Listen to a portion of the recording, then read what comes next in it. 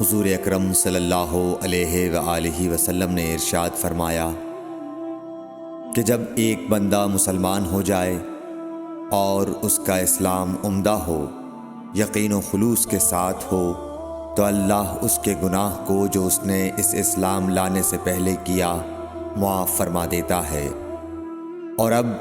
اس کے بعد کے لیے بدلہ شروع ہو جاتا ہے، یعنی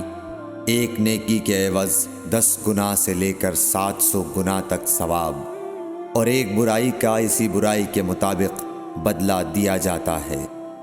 مگر یہ کہ اللہ تعالیٰ اس برائی سے بھی درگزر کرے اور اسے بھی معاف فرما دے، یہ بھی اس کے لیے آسان ہے۔ صحیح بخاری حدیث نمبر 41۔